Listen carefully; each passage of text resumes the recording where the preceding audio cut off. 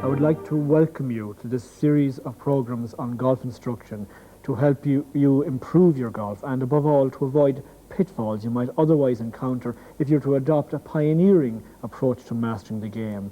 I hope after watching this series of programs you will be armed with better information than before to help you unravel some of the mysteries that bedevil the player. For example, that infuriating inconsistency in your golf, or the lack of distance on your shots, or it might even be the dreaded slice.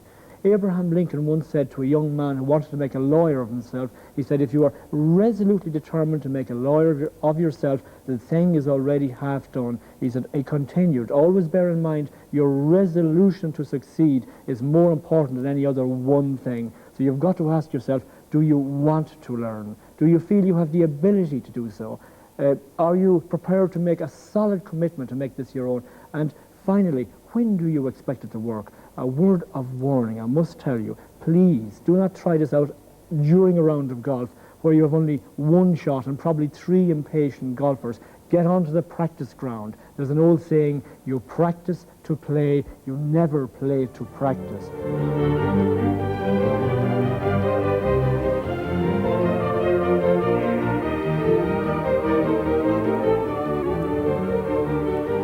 Were you aware of what I consider an amazing statistic in golf is that 65% of all the shots you take are within a radius of 30 yards from the green. That means if you play 100 shots in a round of golf, 65 are up right beside the green in that area. Now we all feel, even on your worst day, you can hit the ball 30 yards. The question you have to ask yourself is, can you hit it accurately 30 yards? You will then have conquered 65% of the game. But before we start, I want us to have a look at what you have to use in golf, the implements that you have to use. Now, you are allowed 14 clubs. Generally 9 irons are used and 3 wooden clubs, a putter, maybe a 2-iron, 1-iron.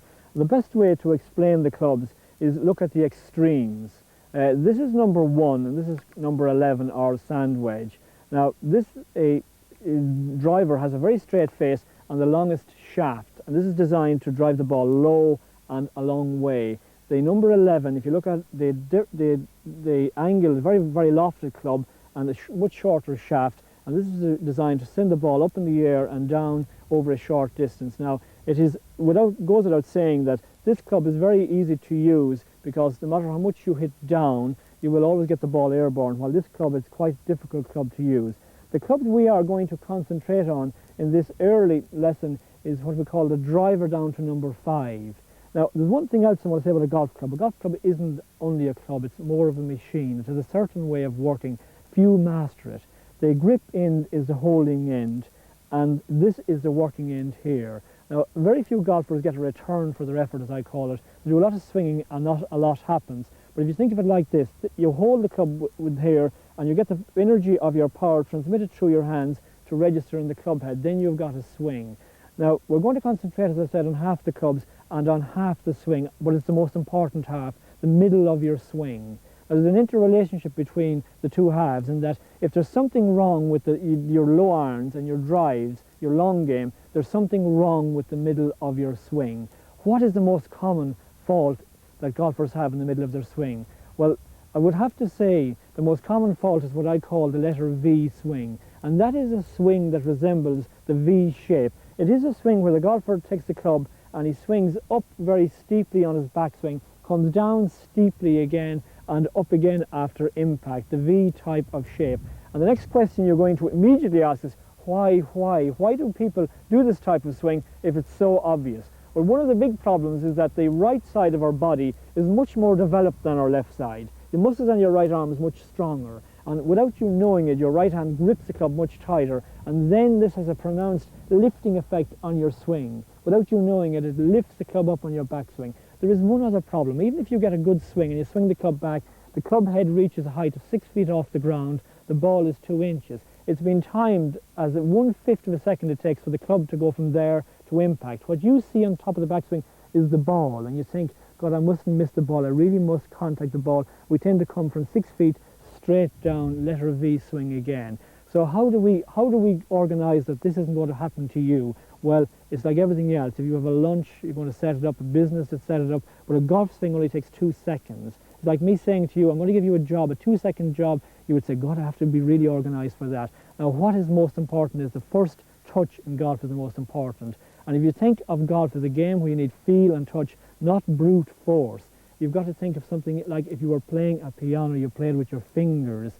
And if you think if you're bashing with the palm, then think of the two noises for a minute. So the first touch in golf is very important. You grip the club in the fingers of your left hand and feel you're holding with the last 3 fingers. It's a light finger grip. Then you close your left hand in such a way that V there points in the direction of your right shoulder. You extend your left arm. Your left arm must be as good as the shaft. And then you widen your stance, you flex your knees, you stick your rear end out, you get your weight back on your heels. This is called a power posture.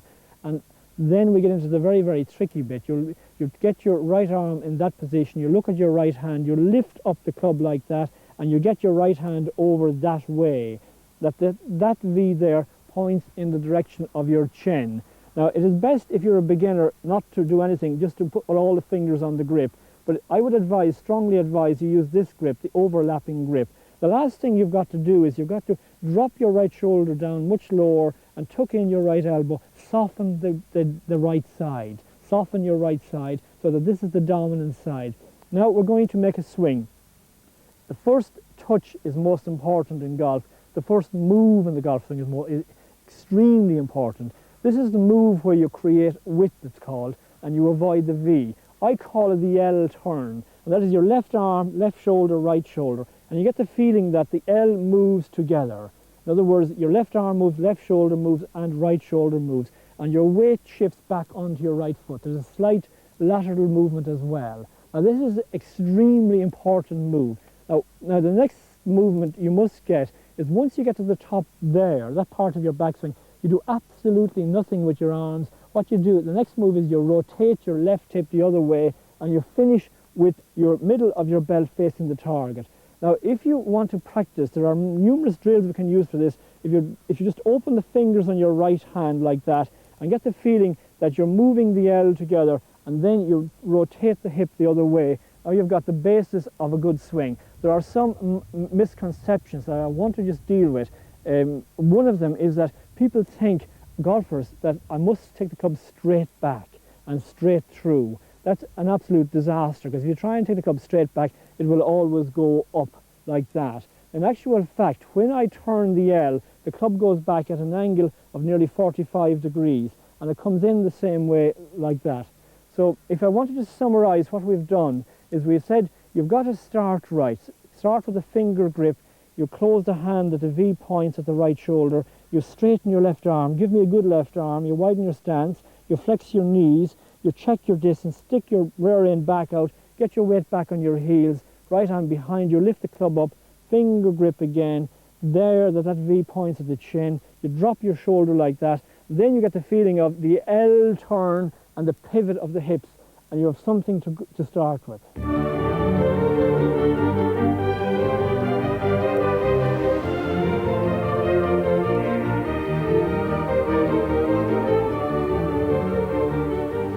Ben Hogan, a famous American golfer, once remarked, "A teacher is no better than his pupil's ability to work and to learn." Now, golfers coming to me for lessons, I always ask them what is it they want to work on, what is their biggest problem, or what part of the game is giving them the most difficulty. And they always refer to, or nearly always say, well, I can hit a great shot, a corker, I can even play some great stuff, but I can never manage to repeat it consistently. Now, consistent golf will only come if you learn a repeating, rotating swing with the bigger muscles, and this swing must be on plane. Now, the interesting here is that all you have to do really is learn one swing, and this one swing to do every club in the bag. Now, the secret is that you must learn to get a pivot with your hips against your knees, and you have to marry the club head to this pivot. Now, the point here is that where people go wrong is that they get two things. Their tempo is always too fast, and their plane is too steep. As I said in the last lesson, is the letter V syndrome is the big problem with most golfers. Now, you may say to me, why do golfers swing off tempo, swing too fast and off tempo? Well, we have a problem in our bodies in that we have bigger muscles and smaller muscles. Our arms and our legs are bigger muscles. Our hands and wrists are smaller muscles. And when we look for distance, especially with the driver in our hands, we tend to grip the club tightly. And what happens then is these smaller muscles become very, very active, and they snatch the club away very, very quickly, and then they lash the ball with the hands and wrists again. It's an out of tempo, much too fast. And the other point is that when you swing too fast, you will always swing the club up. You will always swing the club up, and it will always have a tendency to come down on top of the ball. I'm sure you have watched a great player strike the ball. Were you amazed at their tempo, how they seem to be swinging so easy, yet driving the ball enormous distances? What they have learned through years of experience is to school themselves into moving their bigger muscles, their arms and their shoulders, and then moving their legs and controlling their swing with their bigger muscles. So that is what we must do. Now, there are many, many ways of explaining this over the years. It's been called a one-piece backswing, where you take the club back as a unit. Ballard has an interesting, he calls it the connection theory, and that the club head is connected to the shaft is connected to the grip is connected to your hand to your arm, and your arm to your shoulder to the left side of the body, and when your left side of the body moves, so the club head moves as well. That is the one-piece backswing, instead of the snatch with the wrist. He refers to it as a chain. You've got a chain all the way up, and if you move your hands and wrists, you break the chain. Ledbetter calls it the dog wagging the tail, that it is the body rotating that moves the club rather than the hands and wrists moving the club. So it is the body that moves the club. Now, the point here is that what you have got to do and to learn is to marry the club head to the pivot of the hips. Now, it is very important, once again, that you get your grip right. Grips in the finger, hand closed, V pointing at the right shoulder. You widen your stance, you flex your knees, you get your right arm and drop your shoulder, tuck in your elbow, have your right hand in a very, very relaxed position, and then you get the rotation of the body. Now, what I would like you to do is this exercise. Get the club in near your body like that, and get the feeling that your knees are squatted, your weight is back on your heels, and then you rotate the body. Now, I'm going to ask you a question. What was it that moved the club head?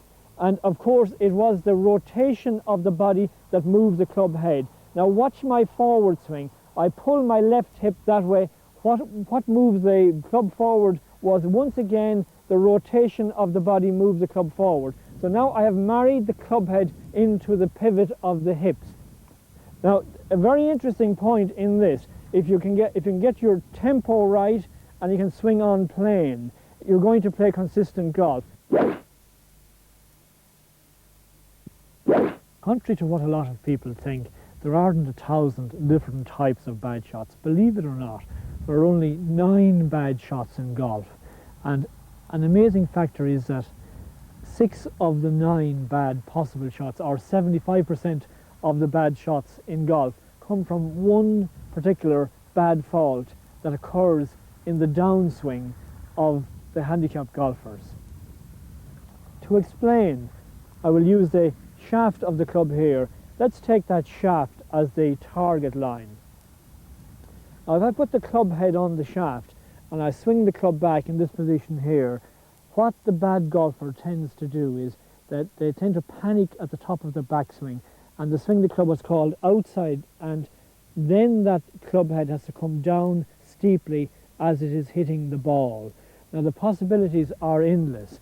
Of the 9 bad shots, there are 6 of the possibilities of occurring. I call this that there are bad shots and bad shots. Let's look at it for a second. Now, if I swing the club back on top of my backswing and I swing it outside the line, that club head is coming down very steeply as it strikes the ball. the possibilities are that club head can hit the top of the ball. That ball will go along the ground, dribble along the ground. That's your famous top. Now, if that club head comes down, it can actually hit the bottom of the ball and sky it up into the air. Because that club head is coming down at this angle here, it's also coming in the wrong direction. It's coming across the line, and that means you can pull the ball to the left. That's probably the best shot you can hit of the 6. As the club head is coming across the line with the most common one of all, the open club face. In other words, you're swinging to the left, but the club face is pointing to the right, and that ball goes left to right. If I come down even more steeply, I might hit the ground before the ball and fluff it. So that's the fluff. If I have an iron in my hand, and especially up near the green, and I get the club back and I bring the club down on the outside, the possibilities are I will actually hit with the shank of the club and the ball shoots off to the right. So very interestingly, what I'm saying to you is that the pull and the shank are closely related. Are all the bad golf is from out there, and you have got to learn somehow when you get to the top of the backswing to get your swing plane into this area here. You see, golf isn't like hockey. In other words, if it were, it would be much easier, where the club is only to go back to there and then it comes forward to there. The big problem in golf occurs when you get the club back so high on the backswing. It's 6 feet off the ground. It's been timed as a fifth of a second, the time it takes on the club to go from there to impact. And what the good players do is they give themselves time and space. They get the club from this position and they bring it down to there. And from that angle, the club is going to come in much more shallow, and you can hit the ball what's called from a shallower angle on the inside, and you drive the ball forward. Now, you cannot get any of these bad shots in that position. So how do we do it? Well, let's start from the very beginning. We get our finger grip. Our left hand is in that position where the V is there. Our arm is extended, and the right hand is in this position. The right arm is tucked in. No flicking with the wrists or hands or any movement like that. It is a rotary movement with the big muscles. I get my power squat, get my weight back on my heels, and then I get the feeling of rotating the body against my knees. And it's very, very important to take what I call the detour, the downswing, to get the feeling of bringing the club down this angle in here and hitting from that position there. Now, this may seem extraordinary, like that it doesn't happen in other games, but it does. If you take a situation in rugby where a player puts a ball on the ground and they come at an angle like this and they come in here and they hit it that way. And it's the very same in golf.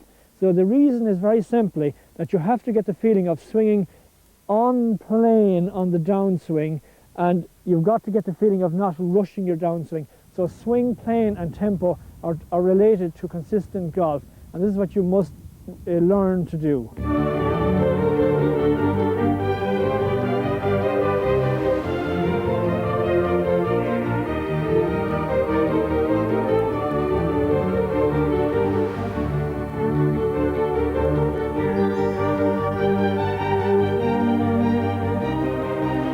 The crucial fact in the golf swing is the angle of the club face precisely as it strikes the ball.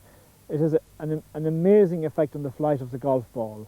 Now, if you can manage to get the club face square to the target as the club face strikes the ball will go directly towards it. But if the club face is open to the swing line, as it strikes the ball will go to the right.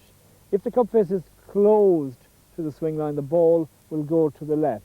Now, you may say, this sounds extraordinarily simple, but the point is you will never see this. You will never witness impact. All you will see is the result. Now, if the ball goes to the right, a lot of people assume, a lot of golfers, that they've swung to the right. If the ball goes to the left, that they have swung to the left. But the point to be made is that you can swing to the left, but the club face could be open to the swing line, and even though you're swinging to the left, you're trying to drive the ball to the left, the ball will always go to the right. On the other hand, you could swing to the right, but the club face could be closed to the swing line, but the ball will always go to the left. So if you can't play consistent golf, you've got to get your angles right. The best example I can think of is a boat going down a river.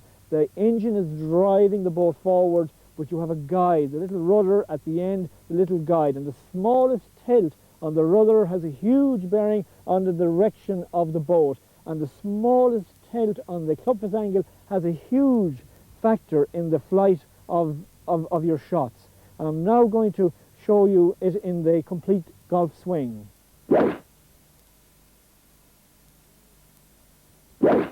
I address the ball and I get the club face square to the target behind the ball. I get my body parallel left. It's like a railway line. Club face is going down one line and my body is going down the other line. Everything is synchronized on target. And the first move is the power squat, weight back on the heels, and the rotation of the body.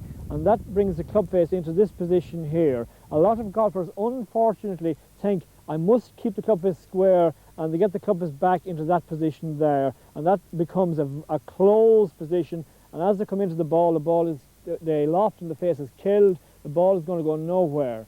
So let's look at it again. The rotation of the body brings it there. That's square. If I turn my body to the right, you can see it's in the same relationship. All I have done is I've rotated my body. So I bring it back up on the top of my backswing, and that is the square position of the club face there. And my left hip moves, and I get back to that position again, and the club face is only pointing at the target precisely at impact. With the follow-on of my swing, my club face gets into this position here and finishing like that. Now, the point here is that if your ball is going to the right, you have to assume that your club face position was open at impact. And what you have got to do is get the club face into what's called a square or slightly closed position. And what is the big factor in this? The big factor in the angle of the club face, the big factor, what happens in this part of the club is what you do on the other part. So your grip has a huge bearing on the club face angle. Your hands and arms have a natural position. That is the position they're in when you're totally relaxed. They're in this position here. Now, the point is that once you move your hands or arms out of their natural position, they naturally feel uncomfortable and they want to get back to normality as soon as possible. If you can get your grip into the natural position there, you will have a good chance of making a golf swing without your hands rotating to the right or to the left.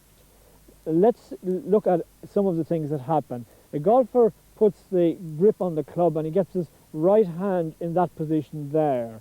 Now that is unnatural position with the right hand, and the right arm during the swing will rotate back, and at impact your right hand will be in that position. Now this is what happens to the club face. If you put your right hand into that position during the swing, the right hand turns back. You will never see this, by the way, it happens so quickly, and when you come back to impact, the club face that you started with was like that, is now become that way.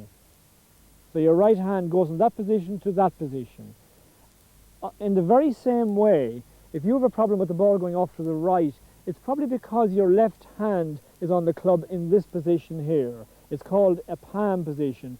During the swing, the left hand turns back, and look what happens to club face. If I put my left hand in this position here, during the swing, my left hand turns back and the club face is completely open at impact. Now the big point here is that if you have a major problem, or people coming to me with major problems, slicing, hooking, hitting the ball all over the place, I never have to change their swing. I have to change the grip. In other words, what you do at one end of the club has a huge bearing on the angle of the club face. I always remember a golfer who had a hook problem. For 15 years he was hooking the ball. His right hand position was fisty. He was always trying to change his swing. The fault was in the grip. So the point I'm going to make to you now is that there is no such thing as a perfect grip, but there is a perfect grip for you. And how you will know is you look at the flight of your shots, and you have to use the power gauge to get the perfect grip. In other words, Bernard Langer has a what's called strong grip. His left hand is turned to the right. during the swing, the left hand doesn't turn back. He gets the club face square to the target. Jack Nicklaus's grip is very, very weak, and yet they hit the ball straight. If you are hitting the ball and it has a tendency to go to the right of you, you're losing distance, the balls are going up in the air, you should get your left hand turned a little bit that way, get the V pointing at the right end of your right shoulder, keep your right hand slightly this way. During your swing, your hands will work back and they will give you a lovely closed club face. If you have a tendency to go to the left, your club face is closed. You should use a weaker grip. Put your hands on the club in this position here, with that V and this V are pointing more towards your left shoulder. A final word about the grip is, if you cannot chip, you're bad around the greens, it is always to do with your right hand. You're fisting the club. Your right hand is there and you're getting the club like that.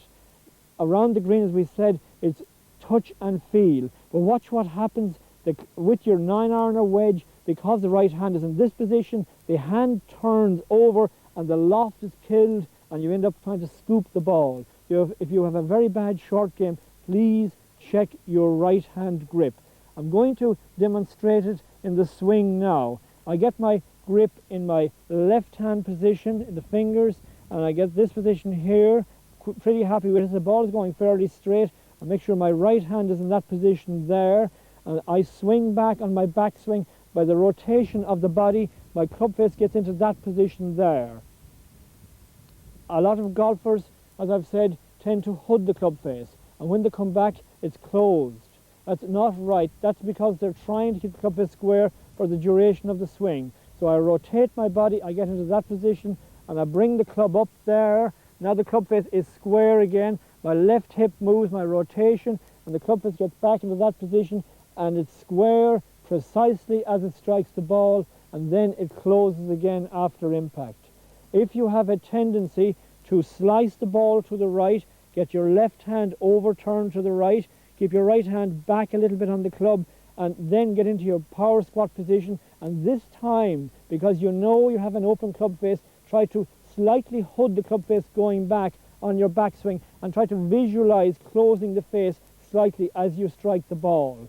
If your shots are going to the left, what you have to do is the opposite. You've got your left hand slightly more in the palm. You make sure your right hand goes well over on the club, and you know what's causing it, the closed club face.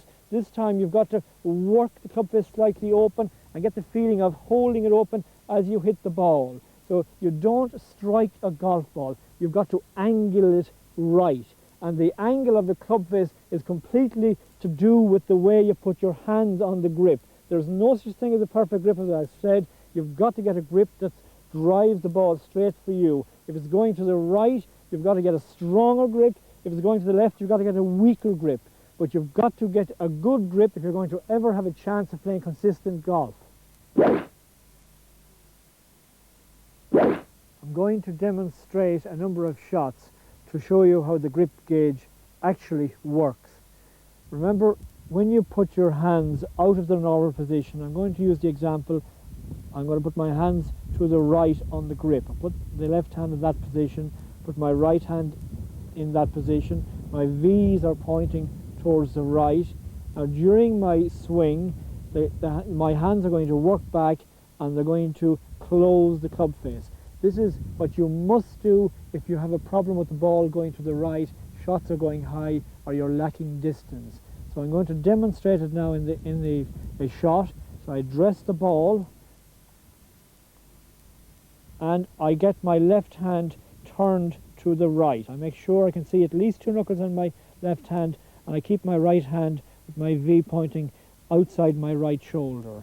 Now during the swing, because my hands are in this position, they will turn the club face slightly closed at impact, and the ball will turn to the left. So let's see how it works. My hand is in that position, my right hand is in this position, and I'm visualizing a slight closing of the club face as I strike the ball.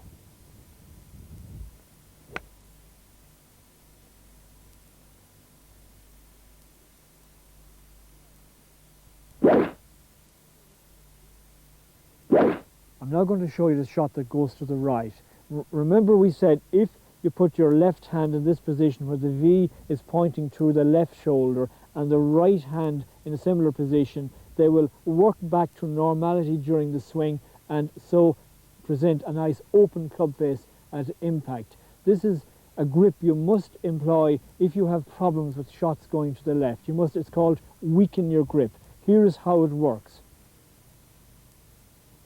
Put my left hand in the palm, V going to the left shoulder, right hand in a similar position, and automatically the club face will come in like this in an open position.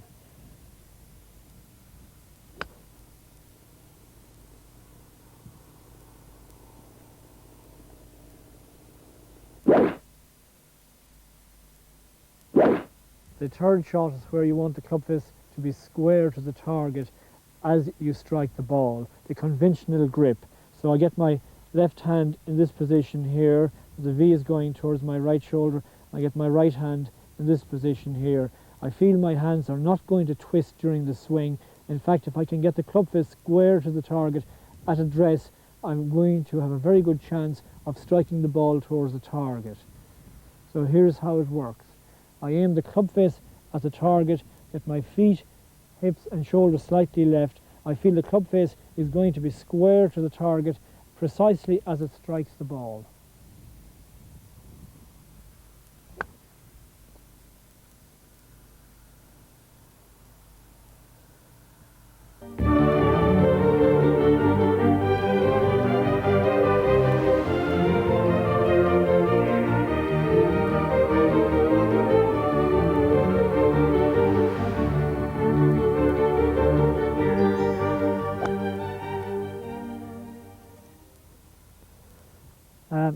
How to create power without effort. The great golfers, what they do is they create a number of power bases in their swing, and from these power bases they release the power, and this is where they get their distance. Now the point I'm making is that a lot of golfers try to create power on their downswings by swinging harder or faster, but that is not the way it works. In fact, what you have to do if you're going to get distance without effort is you have to, what I call, start a collision. Well, how does that work? You've got to think of a wall and a spring. Now, if you can imagine the wall and I press the spring against the wall, I have a power situation created. Just move my hand away and the spring is released. And this is how it works in the golf swing. Let me explain it more. When you address a ball, you stand up to it in this situation here. What you have to do is you have to learn to rotate the top part of your body against the resistance of your knees. This is very, very important. Now what that means is that one part of your body is turning while the other part is resisting. So you have power created in your back. Now what a lot of golfers do, unfortunately, when they rotate the top part of their body, the lower part moves as well. And that is like saying, when I push the spring against the wall moves. There's no resistance. Now the situation there is that what I have done, I have pivoted the top half of my body against my knees. My body is in a very unusual position. In other words, my top half is turned into this position here, while my lower half is resisted. And my top half wants to get back to normality.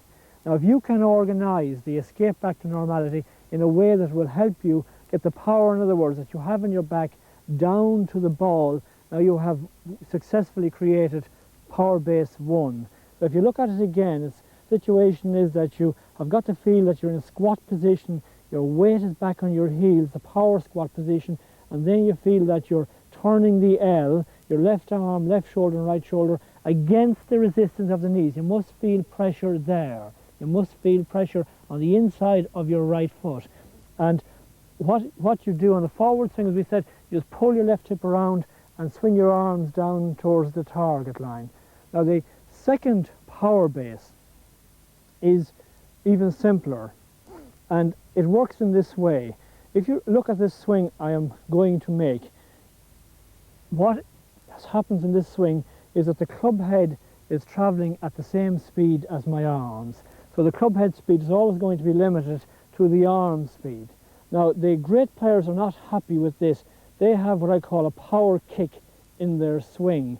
And the way this works is that they manage to get the power kick into the club head just as they're hitting the ball. Now, they do not do this by rushing their swing. It's done very, very simply. If you look at my hands and my wrists, that is the normal position for them to be in. That's the way they are when they're totally relaxed. What I have to do is, again, create a collision, do something with my body that's unnatural, and put it into an awkward position where it will want to get back to escape. Now, if I pull my hands and wrists like that, what I have done is I've used my arm as the resistance, and I've pulled my wrist into that position there. My wrists want to get back to normality.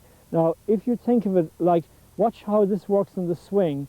I get myself into that position there, I pivot the body against the knees, and then when I get back up here, I do something with my wrist. I get my wrist to get into a position like that, where I pull my hands and wrists against my forearm. Now, when I am coming down through the ball, my wrists kick back to normality, but when they're kicking back, they release the club head for me. So I've got a power base 2, and if I do it again, watch it carefully. I stand up in this position. This is the base, the foundation of the swing are your legs. You secure the swing with your legs. You get the weight back on your heels. You rotate the body against your knees, and you get the feeling that as you reach halfway, you begin to hinge your wrists. Now you have a power base in your back, and you have a power base here. Now, a lot of people, as I said, the mistakes they make is some people turn the knees, move. That is a big fault. Another big fault is when people cock the wrist, they also break the arm. So there's no resistance. You have to break the wrist against the forearm, and you also have to use the greatest form of possible resistance that the body can put up. And if you think of the shaft, if I turn this way, you will see it better. If I get my left arm and I get the shaft to break directly against the arm, that is the greatest form of resistance I can create. So I've got two situations. Now, the point I'm saying is that when I break my wrist, I can release the club head. So my swing club head speed is no longer linked to my arm speed. I've got a new source of power there. There's one other power situation that occurs in a golf swing. It's very interesting. An extraordinary survey was conducted where it showed that the top players, top half of their body, when they're striking the ball, is actually coming back.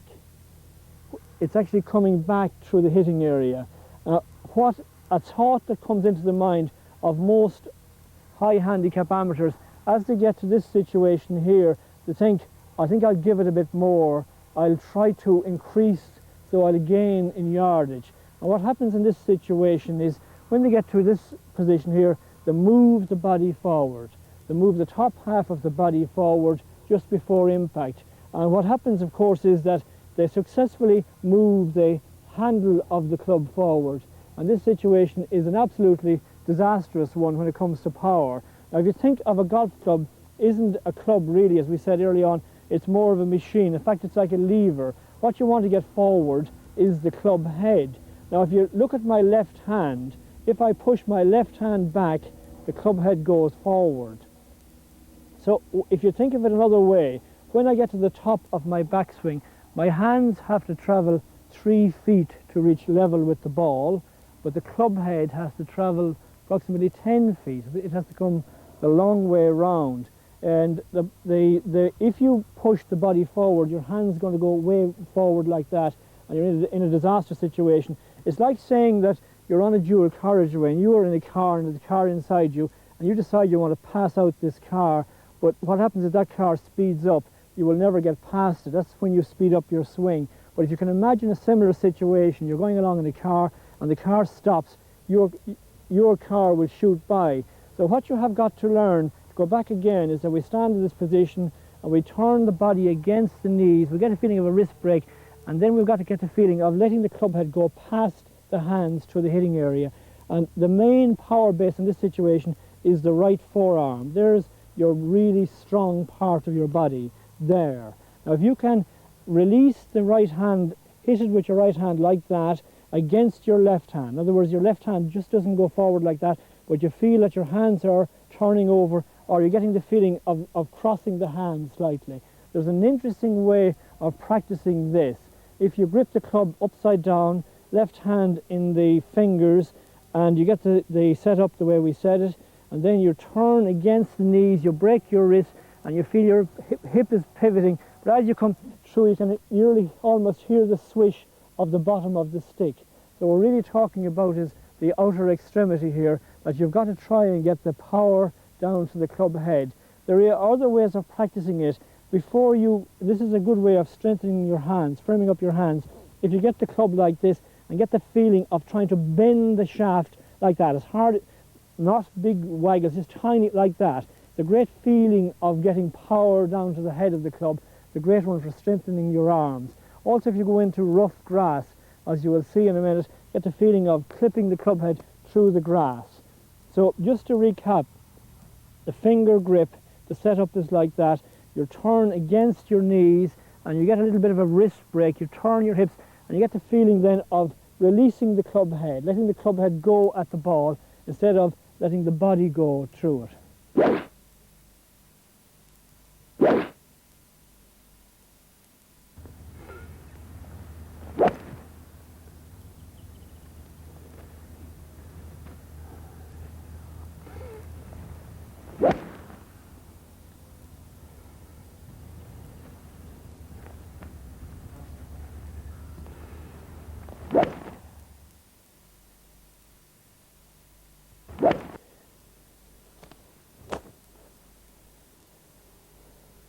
Now, this is a great exercise to help you get a feeling for power where you need it, which is down in the club head. Place the club head in grass like this and get the feeling of swishing the club head through the grass. It will strengthen up your hands and wrists and get you a feeling for generating club head speed, because after all, it is the club head that strikes the ball. The distance the ball travels is governed by the speed of the club head rather than the body speed. What I often say is that in the middle of every golf swing there should be a little chip like that. Now, the great players, as we said, they can drive the ball enormous distance from a seemingly very slow swing. But I often think of a great player, and I would think of another expert, and that is the expert swimmer, the duck, just gliding along the top of the water. Nothing seems to happen. It's the same in the great player, seem to be so graceful, but underneath the water the webbed feet are going at a great rate of knots. It's great activity, and it's the very same in the great player hitting the ball. You might see them grimacing, but they are holding their body back, and they are like the webbed feet. They are working the club head very, very hard. They're putting great pressure on the club head through the hitting area. The club head is like the accelerator of the car, and they know it. This is what they must move, and this is an exercise which will help you enormously get the feeling for working the club head through the ball, holding the body back and releasing the club head with the power kick of the right forearm.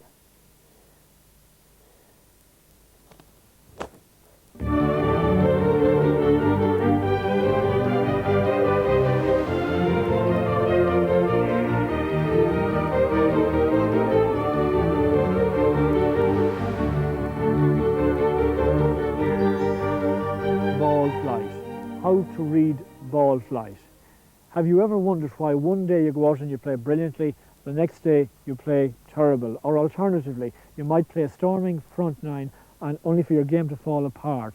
The reason is very simple. You do not have a handle on the game. You haven't got to grips with what we call ball flight. You see, you must learn to read ball flight and to diagnose from the flight of your shots what you have done wrong, because the ball in the air really draws a picture of your swing on the ground. Everything in golf relates to the collision that occurs between the club head and the ball.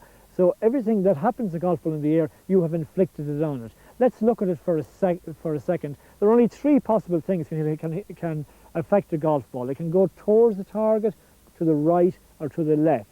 And if you can get the ball going towards the target, then you have a very good chance of playing well. But the direction the ball starts off in is as a result of the power of the swing, we call it, the arms, in other words, started.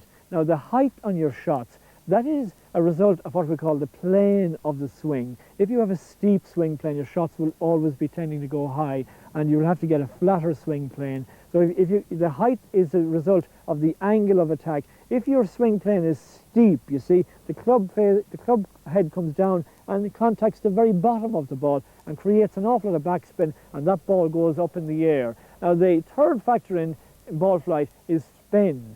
You see, you can drive a ball in a direction, but it could be going to the left but spinning to the right. Now as the force begins to die away, the dominant factor becomes the spin, and in the most common shot of all, the slice, where the ball goes left to right, what happens is you're forcing it left, but as the force dies away, the ball suddenly begins to go off to the right.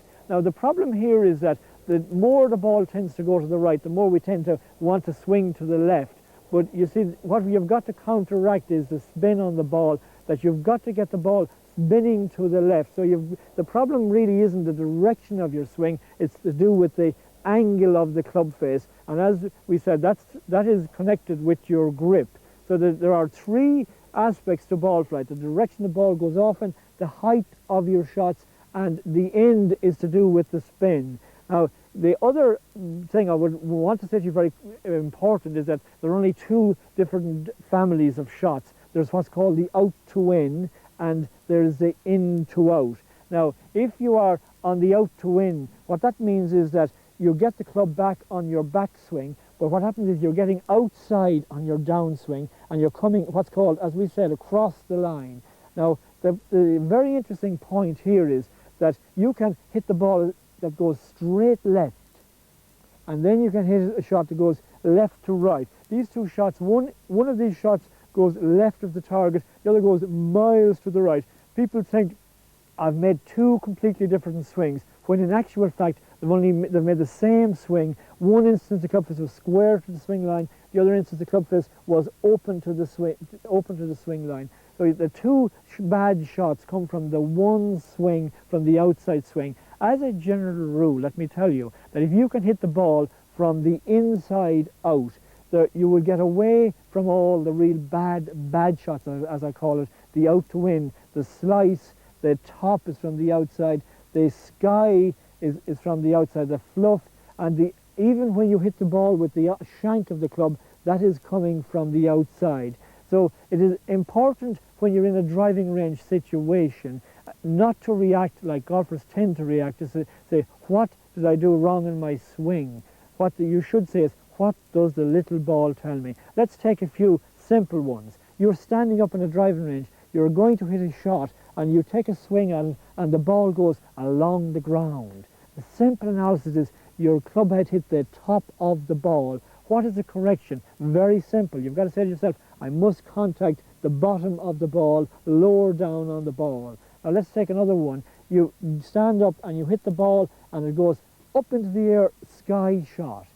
What is the cause of the sky shot? Let's take the spin on that golf ball. It had ferocious backspin. How did that ball get that backspin? It was because you came down and you hit the bottom of the ball. So a lot of people think I came under it. It's the opposite. Now, you came down on the ball, so you've got to get a flatter swing. Now you take the shot that goes straight left. That is probably the best shot, as we've said, you can hit, and that your club head and your swing line are together. But the point is, if you're pulling the ball left of the target, you could slice it, you could top it, you can hit any of these bad shots. Now, the most common shot of all is the slice. Now that ball goes left to right, and the reaction, unfortunately, is that we instinctively react incorrectly. Ben Hogan said one time, every natural instinct you have, if you do the opposite, you come near, you will become a perfect golfer. And what happens is when the ball goes to the right, we tend to try and drive it more to the left. But you see, we're not accounting for the final act in the flight of the golf ball, which is the spin. And what I would say to conclude is this, that of the three aspects of the flight of the golf ball, which is the most important? It is important where the ball starts. It is also important the height of it, but it is really important where the golf ball ends. And this is to do with the end of the flight. So you've got to learn not only to strike the ball in a direction, but you've got to get the spin on it, in other words, the end of the flight. And this is to do with your grip and the club face angle. Now, if a lot of golfers come to me and say, I can hit the ball fairly decently, but I can't get distance. What's the secret of getting distance? Well, again, you've got to think of the flight of the ball. Ball that goes up and comes down. That ball was not compressed. It had no compression on it, so it lacked club head speed. And you've got to generate more leverage in your swing. So what I'm saying to you, I'm really saying to you is the impact position, you've got to relate it to ball flight and analyse the three aspects on the flight: the direction it takes off, and the height of the shot, and the spin, and you bring it back to impact, and then you bring it back to your swing, and you have what I call your fingers on the pulse. You know exactly cause and effect, and instead of saying, what did I do wrong in my swing? Your swing only takes 2 seconds. You can't see it. From the top of your backswing to impact is a fifth of a second. In fact, when I show people their swings, they're amazed at the type of swing they have. The only real evidence you have is the flight of the golf ball. So you've got to use real evidence and become a golf ball analyzer and relate it back to impact and be able to take immediate corrective action. And now you have a handle on the game. You have a sporting chance of becoming a decent golfer and of correcting yourself, or avoiding what happens to a lot of golfers is when they get into a rut and they begin to play badly, they have no idea how to correct it. So what I like to say to golfers, I say there is some excuse for hitting a different type of bad shot, but there is no excuse for continually repeating the same shot. If you do, you haven't got a handle on the game. You do not know how to read ball flight. I am now going to demonstrate some of the bad shots and how to analyse them. In fact, the first shot I'm going to demonstrate is how to hit the ball straight towards the target. If you're going to hit a ball in a straight line, irrespective of whether it's going to the left of the target or right or on target, in other words, the ball goes in a straight line and doesn't swerve, that means you have married the club face angle to your swing line. Your arms are going in a direction and the club face is going in a similar direction. So the first principle would be, if you're going to hit the ball straight, you've got to get the club face angle and your line of swing together. And that is to do, of course, with your grip has got to be sorted out, and then you've got to get what's called a good angle on your swing. You've got to avoid coming down on the outside. Now, what the first thing, of course, is that we're going to do is line up with the target. And I have taken a club and put the club in front of the ball, and the club head is going to be lined up along the shaft of the club. My body is going to go parallel left. Now, I just have got to get the club back on the inside and then inside and down the line, and keeping the club face square as I strike, and I've got a chance of hitting the ball on line. So very simple. I've got to line up the club head with the target, body parallel left, and get my feeling of my weight back on my heels, and just get the feeling the club head and the target are together. I've got to get the feeling as I hit the ball, the club face is square.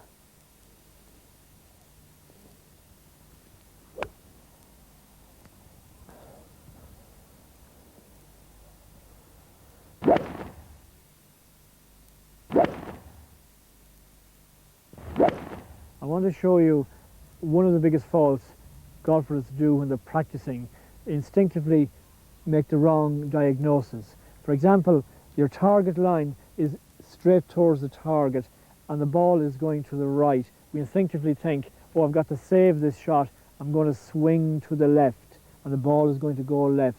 But as we said, the ball is not going to go left, because if I swing left of the target, more than likely the club face will open, and even though the ball starts left, it will have right spin, so it's going to go left to right.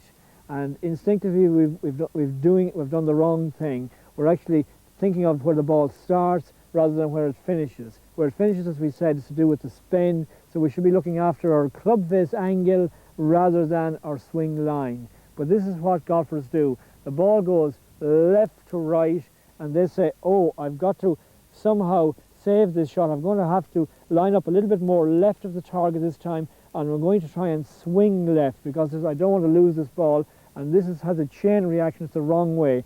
Watch what happens.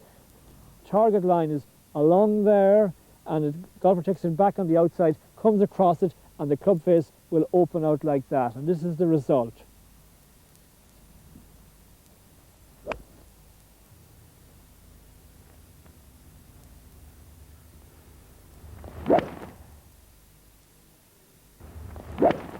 In conclusion, I would say to you, you will get more benefit from your practice time if you begin to work the ball from left to right, right to left, learn to hit it high and low. Now, don't try this with the driver because you're hitting it full whack and it's too difficult. Get a number 7 iron, number 6 iron, and tee the ball up and hit these shots, hit them soft. But you will begin to get a feel for controlling the ball flight, and you will get a handle on the game. And when you hit the ball where it doesn't go where you want it to go, analyse the shot and then try and get it the other way. One of the greatest golfers Ireland has ever produced, Christy O'Connor Sr., said you didn't become a golfer until you got in behind the tree and you hit the ball over the tree, right to left and around the tree. In other words, you were able to shape the shots. I'm going to hit this ball left to right.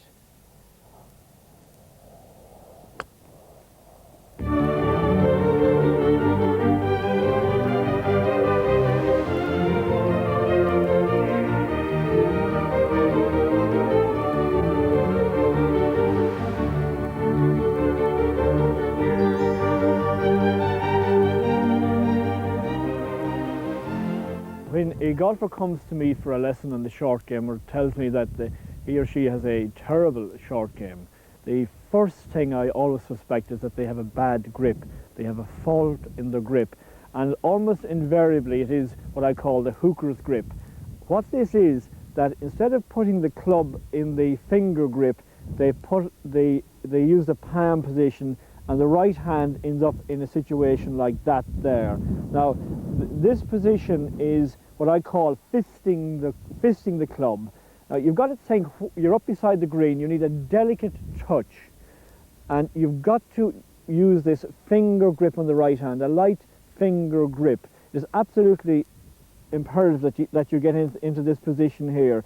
So you put the club in the fingers of your right hand, and then you must make every effort to get your right hand over on the club in that position there. That in the V, once again, points towards your chin. Now, what happens if you go back to the fist grip in that position there is that during the backswing, the hand rotates, and when you come in to hit the ball, the club face is in this closed position. This kills the loft, and it's very difficult to get the ball up in the air. And the golfers who are afflicted with this hooker's grip, this closed club face at impact, they have to resort to some kind of a scooping action to try to get the ball up in the air. So the first point is you must check your grip. You must get your right hand over on the club in that position.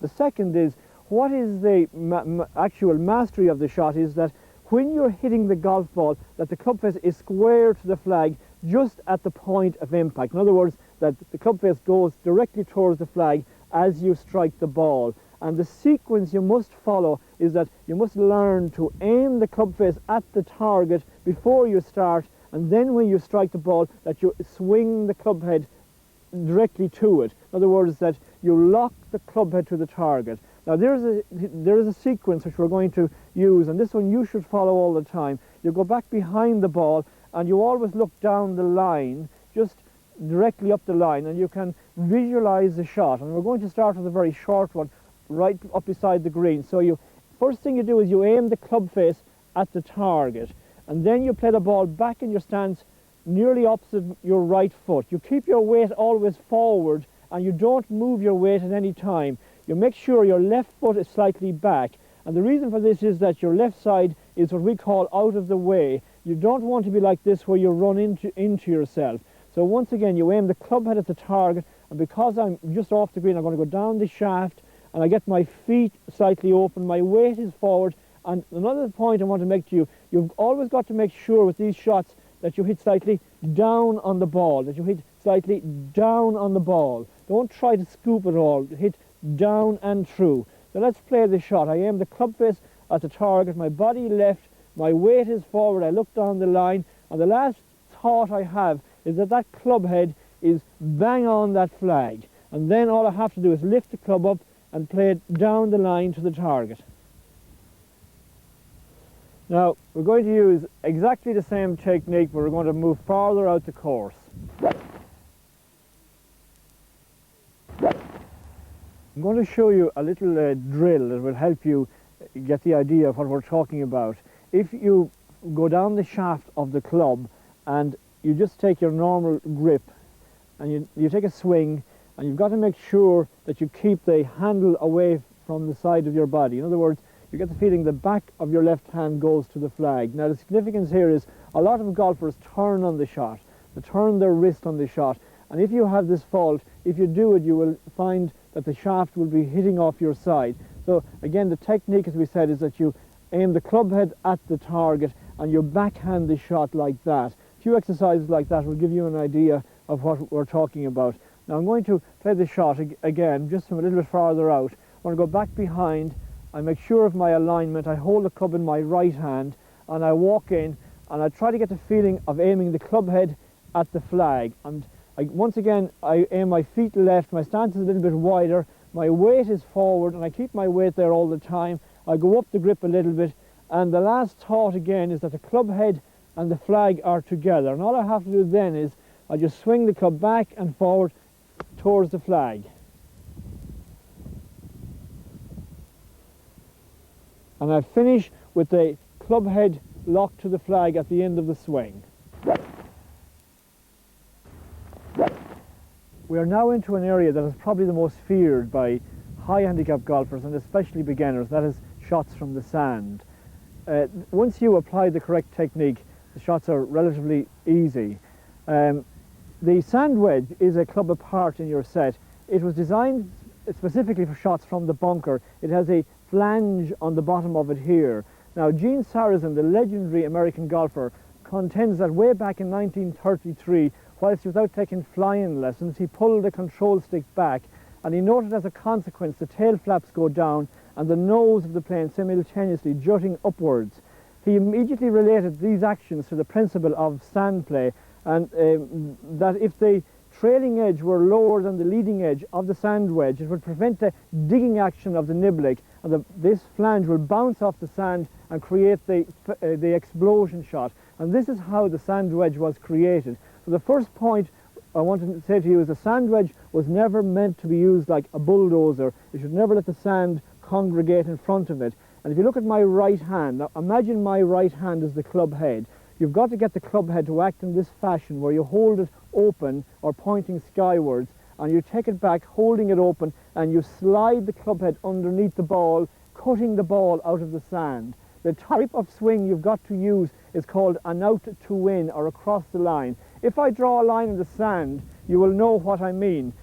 This line here going towards the flag. Now, the swing that I've got to make, I've got to line up the club head with the flag.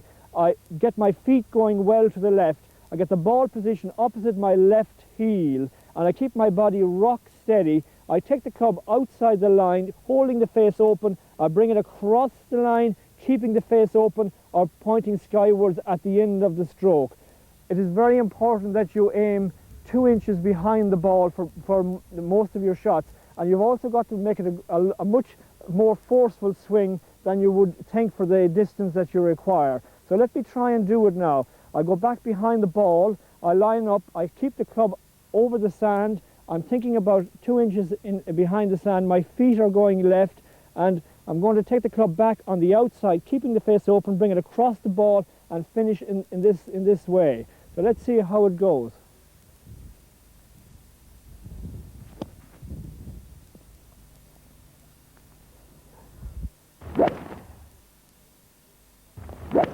I'm going to show you a shot that I hope you don't encounter very often, but if you do, I'm going to show you how to approach it.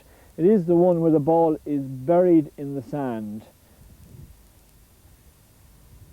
Now, this time you must employ a different technique altogether to the open face of the normal conventional bunker shot. You've got to get the face of the wedge closed going back, bring it down very, very steep, closed, and just stab it under the ball, and very little or no follow through. So just to show it to you again, you've got to close the face of the sand wedge, taking it back closed, up steeply, down steeply, stab it and just little or no follow through and the ball will pop out. I'm going to play the shot.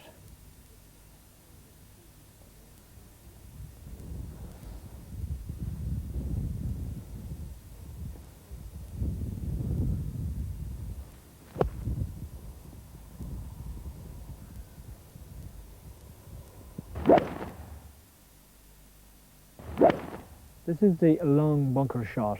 The green is approximately 190 yards in that direction. Now I'm going to try and get the ball down as near as possible to the green. This shot should not be tried unless you have a good lie in the sand.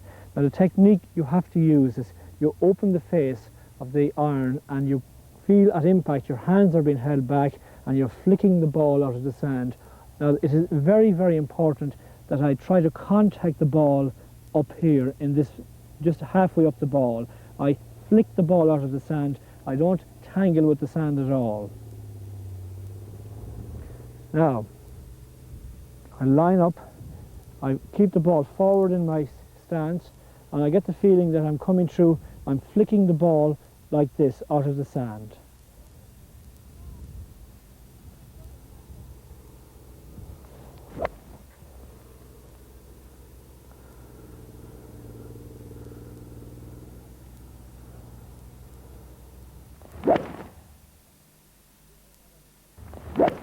This is what I call a must shot.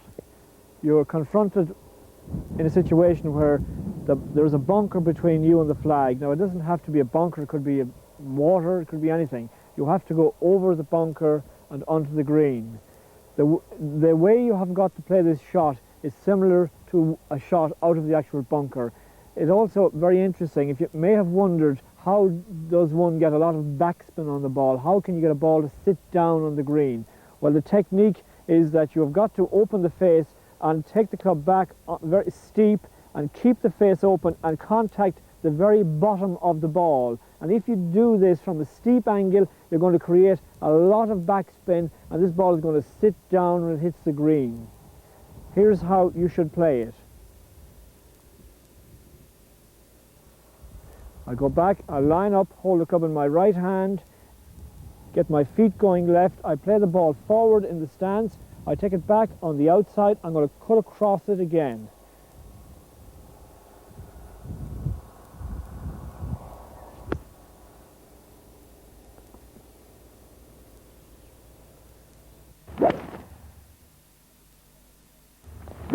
This is what I call a practical shot.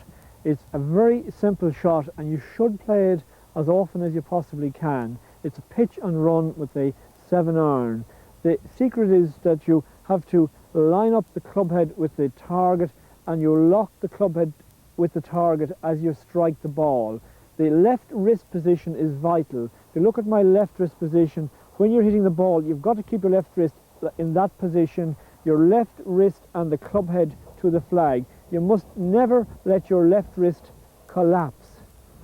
So the feeling you have got to get is, once again, you play the ball back in your stance, opposite your right foot, and you keep the back of your left hand and the club head locked to the flag. Here's how the shot should be played. I take the club in my right hand and I line up the club head with the target.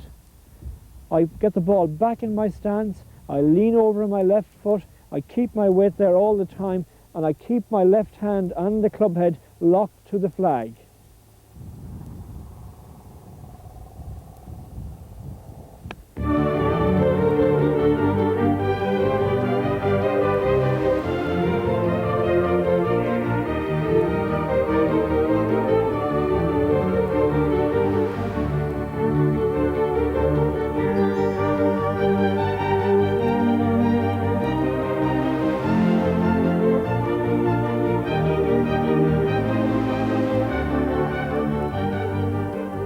Putting. 43% of all the shots you play are on the green. Some people call this a game within a game. In this part of golf, the golf ball never actually leaves the ground. You don't need strength either to become a good putter, so there's no excuse for you. It is the one part of golf where you should be able to say to Jack Nicklaus, Severiano Ballesteros, or any of the great lady golfers, come on to the green, I want to take you on in putting. In fact, you should count the number of putts you take in a round of golf. In the Dutch game called golf, the players played to a stick in the ground, and in those far-off days, it seems strange now, but petty crime and vandalism caused a stick to be removed, and the golfers, tired of replacing it, began to play to the hole that was left in the ground, and this is how the golf hole was invented. The hole itself is only 4.5 inches in diameter. What is the most important part of putting? It is your attitude. Lee Trevino said, you have to believe you are a great putter to be one. You should continually tell yourself that you are a good putter. Imagine yourself holding putts all the time. This is the most important part of putting, your psychological attitude. The putting grip that is most commonly used is called the reverse overlap. Now this is a grip where your hands are locked into a position where they will feel rather uncomfortable, but the point is they will keep constant during the stroke. I'm going to demonstrate it to you now. You will have to practice it and it will feel quite uncomfortable for a time. You put your right hand on the club in that position, you close the right hand, and then you put the thumb of your left hand in there, you close your left hand in that position, and you close the right hand there. Now the feeling you will get is that your hands, as I said, are in a locked position. I will do it one more time. Put your right hand in that position there, leave it slightly open, put the thumb of your left hand there, and get the fingers, forefinger and the second finger on over your left hand, then you close. Your thumbs are down the grip. That is the most commonly used putting grip and the one I would recommend for you to use. Now the actual putting stroke itself, what you've got to do is line up the putter head with the hole and put your body into a locked position where you're going to, the angle of the putter head is not going to change. And this is referred to as the pendulum method. And what it means is that your shoulders are moving like the pendulum of a clock. So what you have to avoid are quick wrist actions or any small muscle movement. The actual putting stroke is a miniature golf swing. A lot of golfers think you take the putter straight back and straight through. You should take the putter back slightly on the inside and then take it through to hit the ball, and always swing the putter head over the line after you strike the ball. So let's see how it works. I line up the putter head with the hole. I've got to get the feeling that my eyes are directly over the ball. I look up and down the line and I keep my weight on my left foot, forward on my left foot. I do not move my weight. I do my reverse overlap grip, and then I've got to feel that my elbows are slightly in this position here and that I am moving my elbows and my shoulders together. There is no independent wrist action, and basically once I think of a positive attitude that I'm going to get that ball into that hole, it's going to work. So let's look at it. Right hand there, reverse overlap grip. My elbows are slightly splayed. I feel my weight is on my left foot. I am leaning over there, and then all I'm going to do is move my arms and shoulders together. It would be very advisable to try to think your forward swing is twice the length of your backswing, and after you strike the ball, to keep the putter head on the line, swing it over the line after you strike the ball. So let's see how it works. I am lining up the putter head with the hole slightly left of it for this putt, and I'm going to get my weight over on my left foot, and I'm thinking very, very positive. I believe I am a great putter and this ball is going to go into the hole. So here I am. I swing my arms back and through.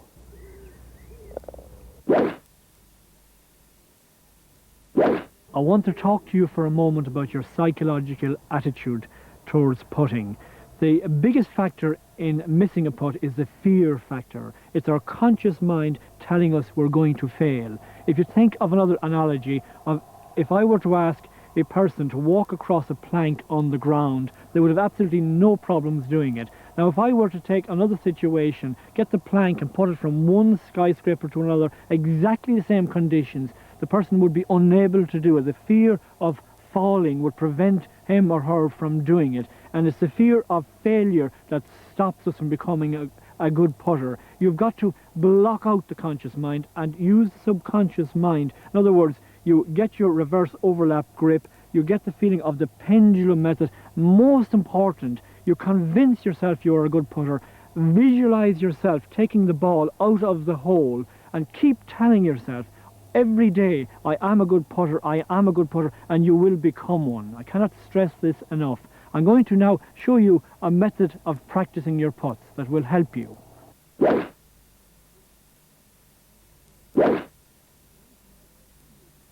This is a very good way of practicing your putts. A lot of people think they must practice long putts all the time, but it's very important that you get used to the fact of holding putts, putting the ball into the hole.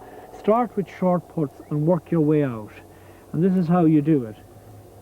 Now get your set upright, weight on your left foot, and get the idea of the elbows moving again. Short backswing, and try to push the putter head through with your right hand.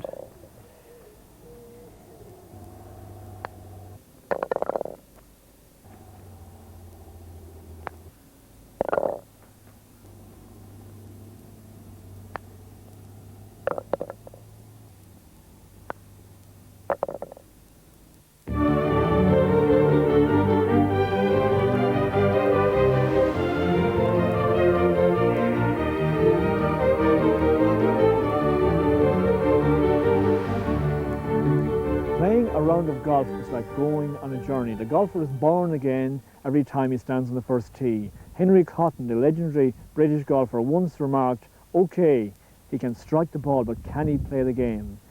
Your pre-game attitude is very important. You cannot expect to be relaxed on the first tee if you don't have a general relaxed attitude.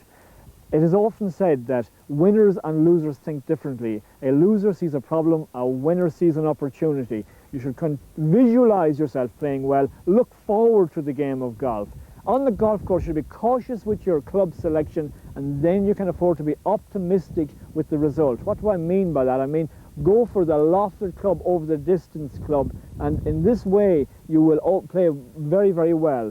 Another big problem with golfers, I find, is that they play outside their present ability. If you cannot play a shot on the practice ground, you should never try it on the golf course. So it's very important to know when not to try a golf shot. You should study the scorecard. On a golf course, 18-hole golf course, there are 10 par 4s, 4 par 3s and 4 par 5s. This tells us we only need 14 drives in each round, 14 tee-offs. You should look at the index of each hole, mark the holes where you have the shots, check the back of the card for rules, especially if you're playing a course that's not your own. You should look at it for local rules that may be pertinent to that golf course. To look at tradition of a golf course, St Andrews is the model. Up to 1764 there were 22 holes. They decided to make the first 4 holes into 2, hence the birth of the 18-hole golf course that we know today. St Andrews runs in an anti-clockwise fashion. The trouble is on the right. It is the slicer's nightmare. A lot of our traditional golf courses go in this fashion, in an anti-clockwise fashion. It is extremely important that you warm up before you play your golf. Now there is a technique. You should always start with the wedge and finish with the wood, because the first shot on the golf course will be a wooden shot, and if the last shot you hit is with the wedge, you're making a steep swing, well, you must finish with a wide sweeping swing. And if you hit a good tee shot, you're away to a good round of golf. Now on the first tee, the big fault, we tend to look at the flag. We're hypnotized by the green. It seems an awful distance away, and we think we have to gather ourselves for a mighty effort to drive the ball down to the green. So the power syndrome comes in straight away. We're sending all the wrong signals, and then we may knock the drive down, get slightly annoyed, and now we feel we have to make a superhuman effort to amend the wrong. This is disastrous. You've got to have a strategy. A friend of mine won a captain's prize. He told me he never played for the green. He played short of the green, and he played the third shot in straight from the front of the green. It's a very small green. If he missed it right or left, he would have had a serious third shot problem.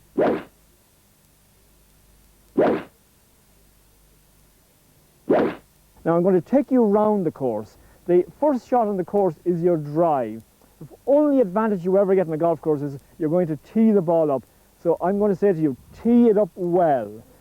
Golfers come to me and tee the ball very low. They're protecting a steep swing. You should tee the ball up well, take a few swings over the top of the ball. Your second shot with the fairway wood, this demands a different technique to an iron shot. It's a sweep technique. You should use the arms, swing the club back and sweep the ball away. I would always say use a 5 wood in preference to a 3 iron. The biggest fault I see with third shots to the green is that golfers are hypnotized by the flag. They tend to go straight for the flag. You should look at the green as a total unit and go for the middle of the green. I had a shop that was at a golf club and a par 5 was in front of it. People would hit 2 good wooden shots in front of the green. They would have a 50-yard third shot. They would take a big long backswing and stick the club in the ground. Now the point is that a lot of people under club for the third shot and then they feel they have to overswing to compensate. A general advice would be take plenty of club and play the shot with control. Now while you are playing a round of golf, you should check for your real evidence on a golf course, and the biggest real evidence you have is your divot. Look at your divot, look at the direction it's going in, look at the depth of it. Playing a round of golf, we're onto concentration. A lot of beginners think I must concentrate for the 4 hours, and they mix up concentration with tension. They are not related. Concentration is simply playing the shot without any interference from the conscious mind. I call this wide vision and narrow vision. When you are playing a shot, you should use narrow vision. You just look at the ball, look at the flag, see the tunnel, the ball to the flag. Once you have played your shot, then you go back to wide vision again. You look, as Walter Hagen once said, smell the flowers on the way around. You might check parallel holes, but you only need to concentrate exactly as you are playing the shot. You should count the number of putts you have on the green. Are you a 40 putter?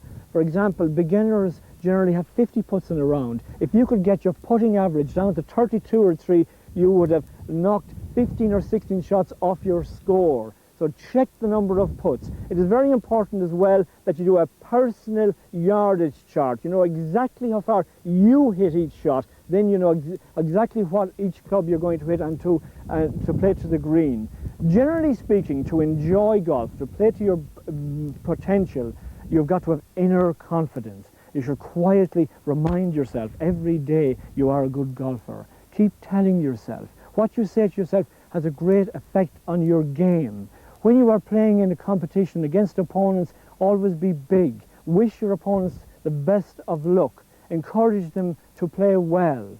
Course etiquette is very important as a beginner. Course etiquette is common sense. It is looking after the golf course and looking after your partners. In other words, not doing anything while they are playing a shot that might interfere with them, not walking across their putting line to repair the plug marks on the green. Now, while you're out playing a round of golf, you will come up with uneven lies and all sorts of awkward situations that you not in a driving range or a practice ground. As a general rule, if you have an uneven lie or a difficult shot, if the hill is going away from you, when you hit the ball will also go away from you. While if the hill is coming towards you, the ball will also come towards you. And what you've got to do in this situation, if you're playing a ball and you're standing on the side of a slope and the hill is going away from you, you should play the ball left and it will come round to the right. While if the hill is coming towards you, you aim to the right, it's going to come the other way. Now, into the windy conditions, general rule, if the wind is against you, keep the ball out of the wind. If the wind is with you, you get the ball up into the wind to help you. I'm going to summarize the main points for you now. It is very important that you have a repetitive thought pattern, that your thinking is organized, you're not in a tiller before you go out to play golf, and that point 2 is that you are mentally expect to play well, expect the best to say and get it. Visualize yourself playing well. Number 3 would be on the course itself. You shouldn't be thinking about all the theory. You could end up what they call suffering paralysis by analysis. What you should have is one key thought, a thought that works for you. While you're out playing a round of golf, unfortunately you will tend to get a lot of advice from golfers, and if you hit a bad shot, then generally they might not have an idea what you did wrong, but they will say you lifted your head. Now what you do then is you bury your head in your chest and you cannot swing at all. So very important that you play your own game, nice and polite, but don't accept any interference. The next point is alignment. It is extremely important you line up with where you're going. Get the club head plumb on the target, body parallel left, and all you have to do is swing the club head to the target. And as you are playing off the tee shot, you need a wide sweeping swing. A lot of golfers use a slightly closed stance for this shot. They bring the right foot slightly back, and this encourages what's called the inside swing.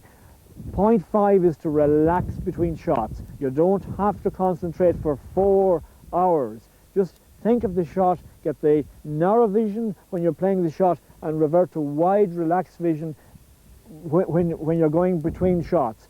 Finally, to use real evidence on the golf course, and to look at the divot, to look at the ball flight, and to quote the famous American psychologist who once said that if you want to be successful, he says, they conquer who believe they can. This must be your philosophy.